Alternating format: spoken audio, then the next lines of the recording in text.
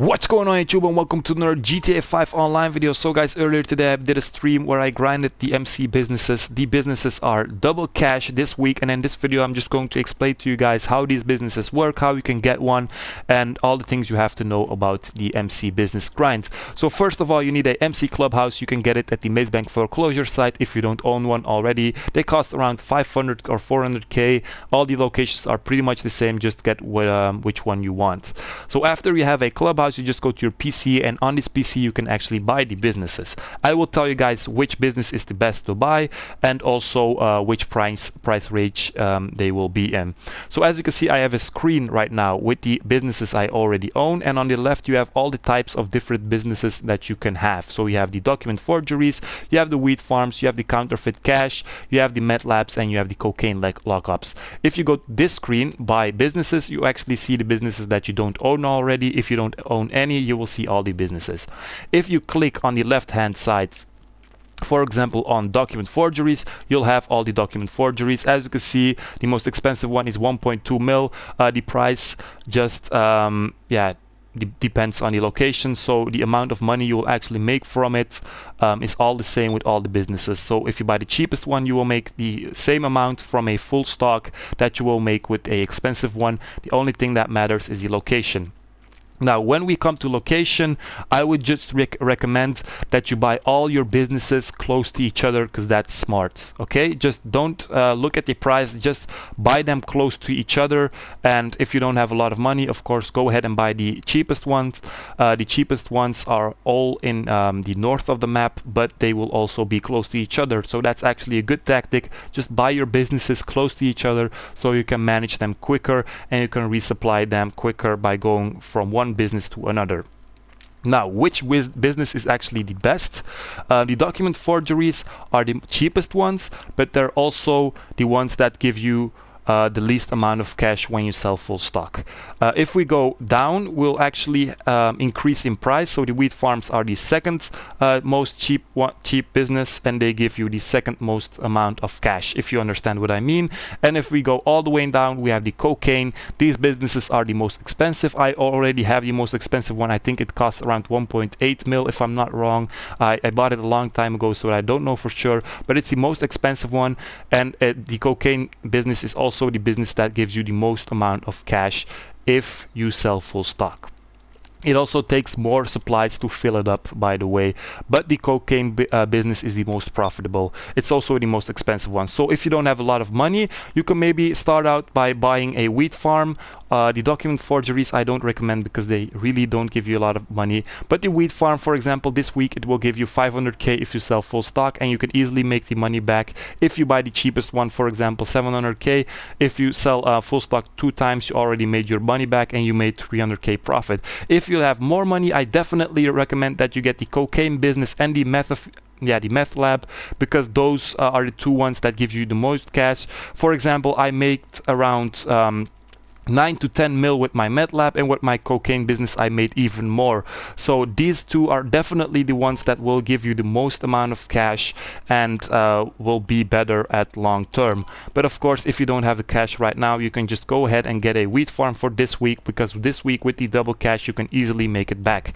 Now I'm just gonna go ahead and go to my cocaine lockup so I can explain the working of these businesses. They all work in the same way, so it doesn't matter if you have document forgery or a cocaine lockup or a wheat farm. The system of the business is all the same, and it's actually pretty simple. Let me just go to my cocaine lockup and show you guys how it all works.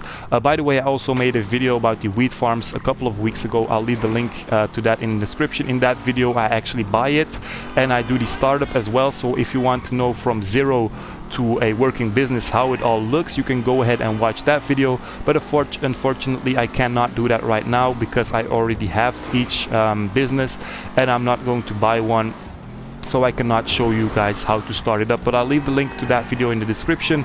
But the working is actually pretty much the same after the startup, and that's the most important part. So let me just go ahead and go to my cocaine lockup. It's near the CEO office. Your businesses actually don't have to be close to your MC Clubhouse, because you won't go from your MC Clubhouse to your businesses a lot. The location of the MC Clubhouse doesn't matter a thing, because you won't be in there. So we're actually at my weed lockup right here. This is the most expensive one, also the most expensive MC business that you can get. As I said, the other cocaine lockups give you the same amount of money from the same amount of stock and the same amount of supplies. The only thing that differs between the cocaine lockups is just the location. So as I said, just get your businesses close to each other, and then the price won't matter and the location won't matter as well. So right now I'm in my business, my supplies are full. Let's just say that it's the first time you get into your business after you bought it. Then you will have a menu that will explain to you how it all works, and after that you will have to do a startup mission. With the startup mission, you just have to go ahead and steal a vehicle, not too hard, and then your supplies will actually be full, like mine is right now. After that, you have to wait a while until your workers arrive. So as you can see, my workers are working hard right now on the cocaine, and when your workers arrive, your stock or your supplies actually will get processed, and after a while product will be added to the product bar. Now, one thing that is important, it actually takes a while before the product is produced, and also a full supply doesn't mean a full product stock. So for the for example, for the cocaine lockup, you will have to have 3 times full supply before your stock actually gets full. So that's an important thing to know. Now, after you did the startup mission, you can go ahead and manage your PC. On the PC, you can sell stock, you can start a resupply mission, or you can actually buy supplies. Now, as you can see, if you sell it in the city where your location of your cocaine lockup, for example, is, then you will have the regular price. If you sell it, so for example, for me it's in Blaine County, but if you have your business in Blaine County, it will be the other way around. So if I sell it at a far location, I will get 50% extra, so actually 100k in this case, so I will get 336k. So that's an important thing to know. For example, if you have your business in Blaine County, then the most expensive sale will be in Los Santos itself. Let me just get back on my PC real quick so I can show you guys how you can resupply. Now, the thing that I do is, because I have 4 businesses that I actually actively use, I just buy these supplies all the time, and after a while you get a message from LGT. It says, yeah, your supplies have arrived. If you don't want to spend the money on the supplies, you had the other option as well. I can't click it right now because my supplies are already full, but you have the option steal the supplies, and then a mission just like the startup mission will launch. These missions are a little bit harder than the startup mission though, and with these missions you can actually fill up your supplies by stealing them for free. But the thing with this is this actually takes a lot of time, and if you're doing this solo, you might have to do 4 or 5 missions before your supply level actually is full. So that's also an important thing. So this week I definitely recommend that you just buy your supplies so you can do some other things in the meanwhile, in the time that your supplies get processed, and then you can just go ahead and sell it with a lot of profit. But if you don't want to spend money on your supplies, you can just go ahead and steal them, but this will take a lot longer.